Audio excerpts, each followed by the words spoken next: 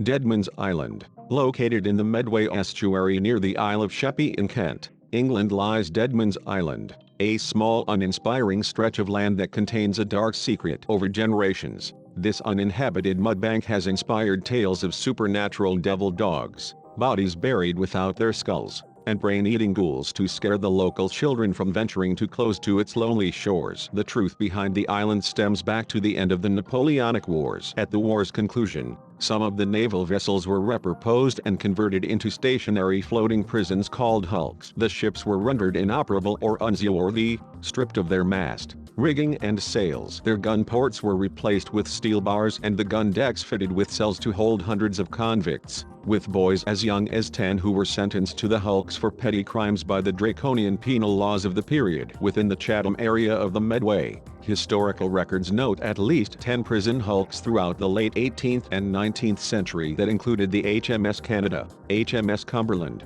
renamed Fortitude, HMS Dolphin, renamed Dolphin, HMS Euryalus, HMS Ganymede, HMS Leven, HMS Leviathan and HMS Edgar, renamed Retribution. The hulks had squalid, filthy conditions and were a festering ground for disease and illness. Outbreaks of cholera were commonplace, caused by eating food or drinking water contaminated with a bacterium called Vibrio cholera that often resulted in death. The inmates were denied a proper burial, as the authorities had to legally dispose of the numerous infected corpses and prevent further outbreaks, so the bodies were placed in unmarked graves in isolated locations on the Medway mudflats such as Deadman's Island. Originally buried in wooden coffins under 6 feet of mud, coastal erosion and rising sea levels over the past 200 years have washed away the mud on the island to expose hundreds of human remains at times of low tide. The surface of Deadman's Island literally lives up to the name, a scene from a macabre horror movie with human skulls, teeth, and vertebrae littering the shoreline and dozens of exposed coffins and bodies. Identification of the remains is impossible and the tides of the Medway continuously redeposit body parts with the ongoing erosion. Eventually,